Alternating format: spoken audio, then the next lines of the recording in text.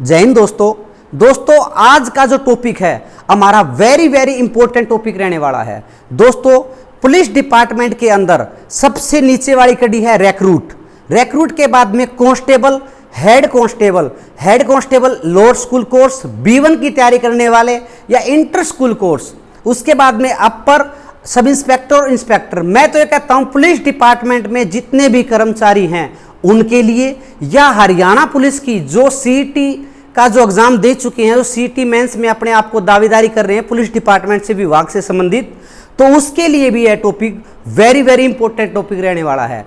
इस टॉपिक के अंदर मैं बताऊंगा दोस्तों भारतीय न्याय संहिता के अंदर क्या चीज नई जोड़ी गई है जो कि जो आईपीसी इंडियन पेनल कोड के अंदर नहीं थी। अगर मैं बात करता हूं, इस जो वीडियो के अंदर हम बात करेंगे चोरी, लूट, डकैती, बलवा, आपराधिक षड्यंत्र, हंगामा या दंगा और सामान्य आशय। इसके अंदर छोटे छोटे प्रश्न आते हैं। लूट के अंदर कितने व्यक्ति शामिल होंगे, डकैती में कितने, बलवा में कितने, एक एक टॉपिक को मैं डिटेल से बारीकी से समझाऊंगा, आप लोग बने रहें। दोस्तों बात करता हूं चोरी से। आईपीसी है जो इंडियन पेनल कोड है और भारतीय न्याय संहिता है, मैं दोनों को साथ साथ लेकर चलूंगा। पहले क्या थी, अगर मैं बात करता हूं B1 में जो 84 के बैच के जो जवान है हरियाणा पुलिस के, उनके लिए थोड़ी सहूलियत रहेगी इस बारे में, क्योंकि उन्होंने रिक्रूटिंग के दौरान है आईपीसी पढ़ी हुई है। अगर मैं बात करता हूं 378 की, जो धारा 378 है, अब वो धारा 303 जिम्मन 1 हो चुकी है, परिभाषा, चोरी की परिभाषा।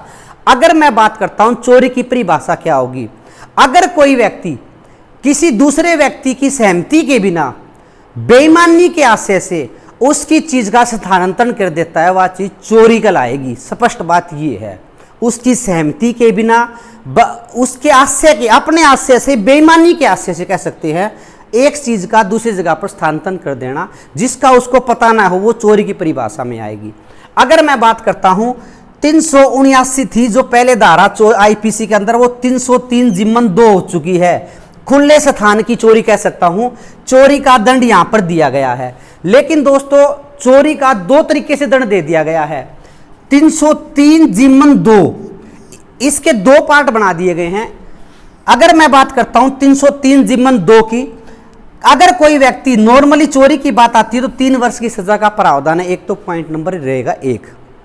इसके अलावा नई चीज जोड़ दी गई है, अगर कोई व्यक्ति पहली बार चोरी करता है और वो चोरी भी 5000 रुपए से कम की है और उस चोरी किए गए आइटम को वापस लौटा देता है, तो उस व्यक्ति को सामुदायिक सेवा का दंड से दंडित किया जाएगा। सामुदायिक सेवा मतलब कहीं पानी पियाने के लिए या किसी हॉस्पिटल में कुछ छोटा मोटा कार्य करने के लिए यह दंड देने का प्रावधान दिया गया है, सामुदायिक सेवा।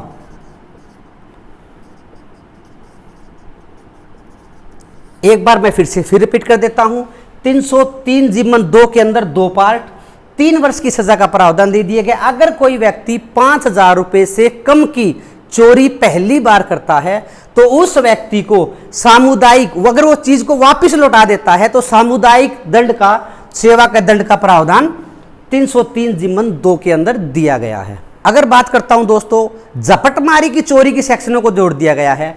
धारा 304 की जिम्मन नंबर 1 बोलता है परिभाषा के बारे में। झपटमारी चोरी की अगर मैं बात करता हूं, चोरी करने के लिए कोई अपराधी, चोरी करने के लिए कोई अगर अपराधी है, अचानक या शीघ्रतापूर्ण तरीके से, बलपूर्ण तरीके से किसी वस्तु को लेके भाग जाता है, वो झपटमारी चोरी कहलाएगी।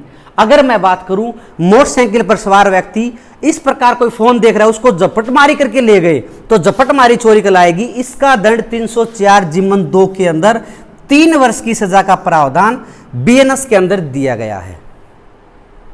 अब बात करते हैं 305, सबसे इंपॉर्टेंट, वेरी इंपॉर्टेंट है, जो कंफ्यूजन का विषय बना हुआ है, बार बार दिक्कत रहती है, इसमें यह आएगा कि यह आएगा, बिल्कुल क्लियर तरीके से बता देता हूं। धारा नंबर 305 बोलती है दोस्तों निवास गृह या यातायात के साधन या पूजा स्थल आदि में चोरी।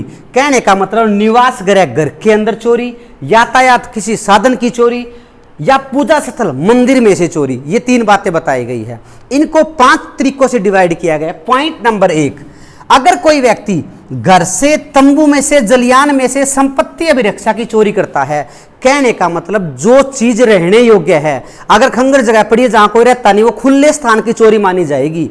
अगर जहां पर कोई रह रहा है, जहां संपत्ति रखने की जगह है, संपत्ति रखी हुई है, घर, तंबू, जलियान या संपत्ति की चोरी है, 305 के अंदर आएगी। और 2 नंबर पॉइंट बोलता है, सबसे ज्यादा कंफ्यूजन है 2 नंबर पॉइंट के अंदर। इसके अंदर दोस्तों क्लियर वाहन की चोरी है। अगर मैं डिटेल से बता देता हूं, of any means of transport, जो अपने साधन है ट्रांसपोर्ट, कौन से, जो यूज करते हैं for the transport of goods and passenger, कहने का मतलब जो यात्री के लिए, सवारियों के लिए, सामान के लिए ढोने का काम करते हैं, वाहन की चोरी है। पॉइंट नंबर 6 बताता है। और गै नंबर पॉइंट की बात करूं तो वाहन में रखे, इसके अंदर कंफ्यूजन नहीं है, वाहन में रखे किसी सामान की चोरी या वाहन के किसी पार्ट की चोरी। अगर गाड़ी खड़ी है, गाड़ी का टायर उतार लेंगे, स्टेपनी उतार लेंगे, वाहन के अंदर कोई सामान है उसको ले जाना गै के अंदर बताया गया है। और चौथा पॉइंट आता है दोस्तों, मंदिर जो स्थान है उसके अंदर से चोरी, या किसी प्रकार के वहां के चिन्ह प्रतीक है, मुकुट ताड़ना या कृपाण है, इन चीजों की चोरी। और ढ के अंदर बता दिया लास्ट पॉइंट में, सरकारी संपत्ति की चोरी बताया गया है। 305 के अंदर है 7 वर्ष की सजा तक का प्रावधान 305 BNS के अंदर दिया गया है। दोस्तों ये था चोरी के बारे में डिटेल से। अब बात करेंगे दोस्तों लूट के बारे में। लूट जो आईपीसी के अंदर है, सेक्शन नंबर 390 थी, अब ये धारा हो चुकी है 309 जिम्मन 1 के अंदर लूट की परिभाषा दे चुकी है।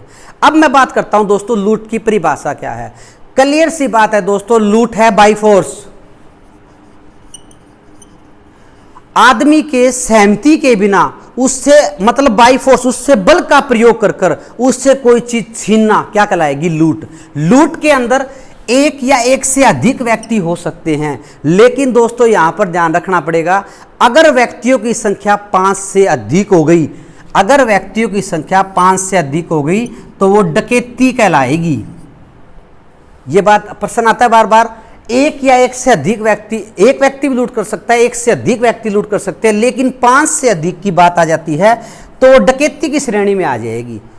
अगर नॉर्मल लूट की बात है तो सेक्शन नंबर 309 जिम्मन 4 के अंदर दंड दिया गया है। इसके अंदर 7 वर्ष की सजा का प्रावधान है।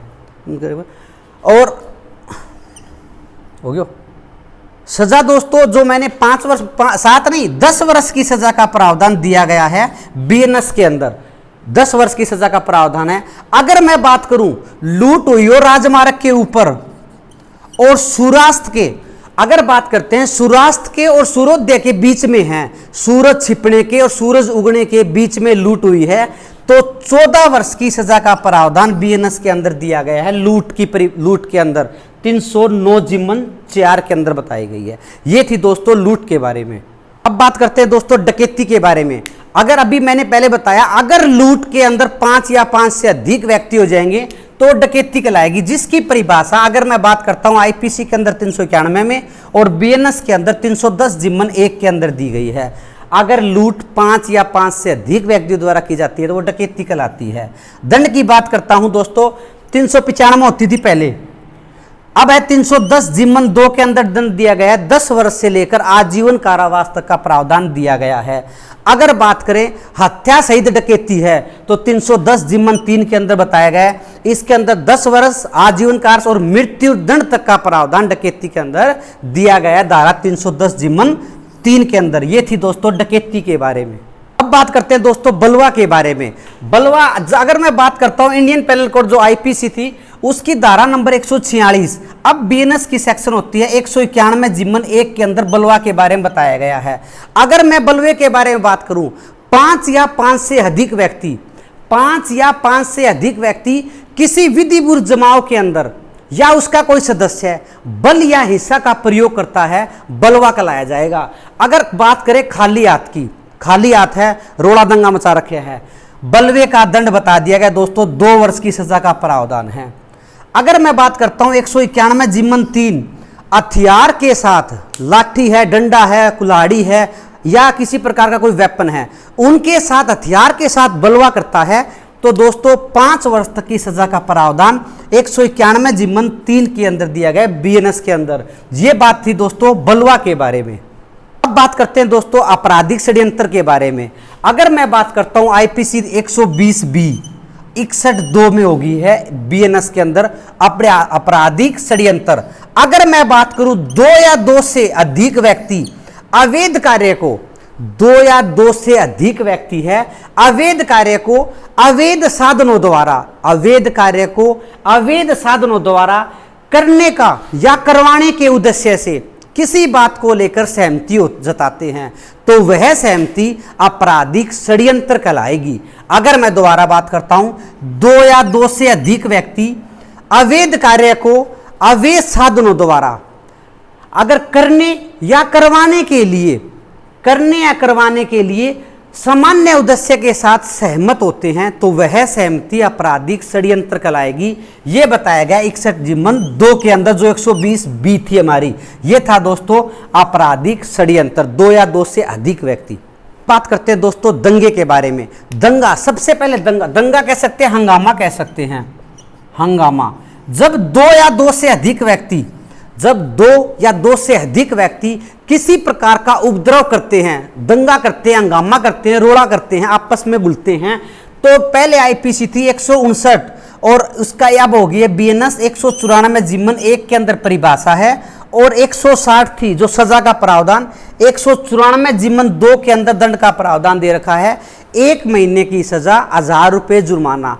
कहने का मतलब दोस्तों 2 या 2 से अधिक व्यक्ति, इन बातों पे प्रश्न आता है, ये ध्यान रखना आप लोगों को। ये था दोस्तों आपका दंगा। बात करते हैं दोस्तों सामान्य आशय, जो आईपीसी की सेक्शन नंबर 34 थी अब है 3.5। सामान्य आशय की पूर्ति के लिए किया गया कार्य भी अपराध की श्रेणी के अंदर आएगा। 3.5 ये बताती है। लेकिन दोस्तों इसके अंदर बता देता हूं सामान्य आशय के लिए मौके पर हाजिर होना जरूरी है, प्लानिंग पहले हो। इसके लिए भी 2 प्रकार बनाए गए। अगर बात करें मौके पर हाजिर न हो तो सेक्शन नंबर 49 के अंदर बीएनएस में दंड का प्रावधान दिया गया है। अगर मौके पर हाजिर है सामान्य आशय के अंदर तो धारा नंबर 54 के अंदर बताया गया है। सामान्य आशय के अंदर 2 या 2 से अधिक व्यक्तियों के बारे में बताया गया है। दोस्तों हमने जो टॉपिक किए हैं उनके अंदर स्ट्रेंथ के बारे में बता देता हूं, कितनी संख्या हो, इस प्रकार के प्रश्न आते हैं। अगर चोरी की बात आ जाए तो 1 या 1 से अधिक व्यक्ति, अगर बात आती है लूट की तो 1 या 1 से अधिक व्यक्ति लूट सकता है। आपराधिक षड्यंत्र की बात आती है तो 2 या 2 से अधिक व्यक्ति द्वारा किया गया कार्य आपराधिक षड्यंत्र कहलाएगा। डकैती के अंदर 5 या 5 से अधिक और बलवा के अंदर भी 5 या 5 से अधिक। दंगा, सामान्य आशय और आपराधिक षड्यंत्र 2 या 2 से अधिक। अगर बात करें लूट या चोरी तो 1 या 1 से अधिक। ये था दोस्तों आप लोगों का चोरी, लूट, डकैती, आपराधिक षड्यंत्र, दंगा, सामान्य आशय और बलवा के बारे में। आशा करता हूं आप लोगों को पूरी की पूरी वीडियो समझ में आई होगी। दोस्तों अगर मेरे चैनल पर आप नए जुड़े हो तो आप चैनल को सब्सक्राइब कर सकते हो, और आपको अगर वीडियो अच्छी लगी है तो कमेंट्स बॉक्स में जरूर बताएं और वीडियो को शेयर करें। जय हिंद, जय भारत।